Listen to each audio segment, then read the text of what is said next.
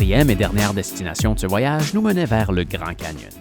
Oui, cette célèbre faille qui s'étend sur 450 km dans le nord-ouest de l'Arizona. Sachez que le Grand Canyon peut être observé de plusieurs endroits, alors prenez garde aux trappes à touristes.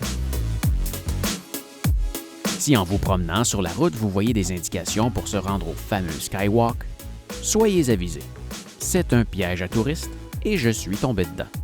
Vous avez sûrement déjà entendu parler du Skywalk qu'il y a au Grand Canyon. Il l'affiche sur le bord d'une autoroute. Il faut faire 1h30 de route pour s'y rendre.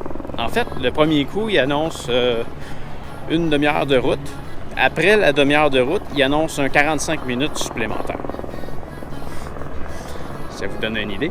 Puis rendu au bout, il vous explique que ça coûte 50 $ US pour aller marcher sur le bord. Ça n'inclut même pas le Skywalk. Si on veut faire le Skywalk, c'est 75 $. Puis ils ont d'autres forfaits plus chers. Moi, j'encourage pas ce genre de crosse-là. Oui, parce que c'est une crosse. Alors, je fais demi-tour. Au moins, sur tout ce trajet, nous avons vu plusieurs beaux endroits. L'Arizona est un très bel état pour faire une balade en voiture sans destination. Le tout dans un paysage désertique, vous verrez des montagnes, des lacs et rivières, plusieurs sortes de cactus, des vaches, des établissements abandonnés, et j'en passe.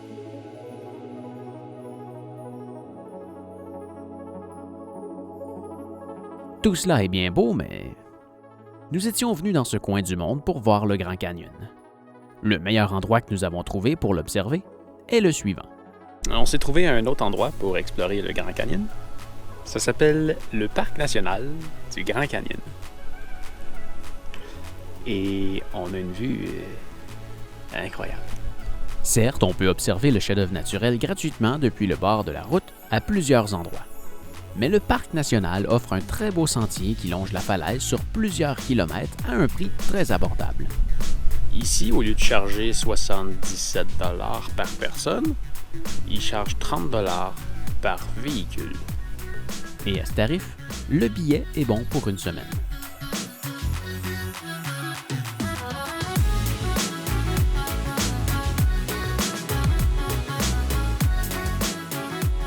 Bien que les images sont très belles, elles ne rendent pas justice à la splendeur du Grand Canyon. En se tenant sur le bord et en regardant en bas, on se sent tout petit.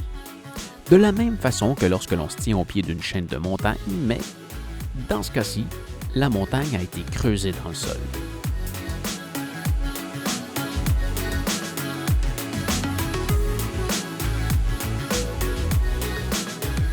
Ça, c'est ce qu'on appelle être sur le bord du gouffre. Ne vous en faites pas pour moi, j'étais bien assis et seulement ma caméra se rendait aussi loin pour voir en bas. Je ne voulais surtout pas tomber. Le Grand Canyon est très large et très profond. Sa largeur varie entre 5 et 30 km.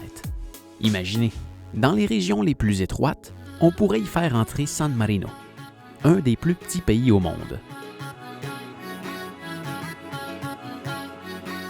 Alors que s'il existait un pont pour traverser sa région la plus large, une voiture roulant à 100 km/h mettrait 18 minutes à le traverser.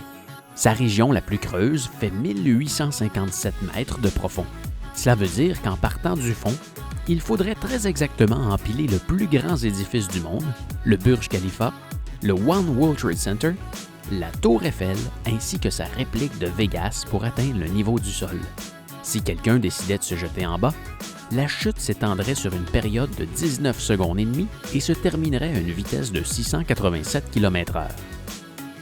Les scientifiques ont toujours la difficulté à expliquer comment le Grand Canyon s'est formé. Mais ce qui est certain, c'est qu'il est sculpté depuis des millions d'années par le fleuve Colorado. Avant la construction d'un barrage, le débit pouvait atteindre les 2300 mètres cubes seconde, soit le débit moyen des chutes du Niagara. Aujourd'hui, le débit du fleuve au fond du Grand Canyon est en moyenne de 650 mètres cubes par seconde. Je pense que je vais revenir ici un jour. En bas, là, il y a un sentier. Puis il s'en va là-bas. Et je pense qu'il va quand même assez loin. Je ne m'y suis pas aventuré cette fois-ci car une expédition demande beaucoup de préparation. Comme il faut monter pour atteindre la sortie, il faut être très prudent. Le signal cellulaire est très faible, voire inexistant. Et bien qu'il y ait un grand fleuve au fond, il est très difficile de trouver de l'eau n'importe où ailleurs.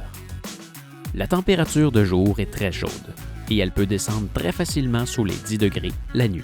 Sans compter que s'il se met à mouiller très fort, plusieurs régions du Grand Canyon peuvent être inondées très rapidement. La faune est aussi une menace. Alors que les araignées, les scorpions et les serpents peuvent mordre, les corbeaux et les condors sont à la recherche de la nourriture que transportent les humains. Et il faut souhaiter ne pas tomber sous la dent d'un cougar. Bref, l'intérieur du Grand Canyon, ce sera pour une prochaine fois. Enfin, ne vous contentez pas de regarder des images de cette merveille sur le web. Sautez dans une voiture ou un avion et allez contempler ce paysage unique de vos propres yeux. Vous ne le regretterez pas, je vous le promets.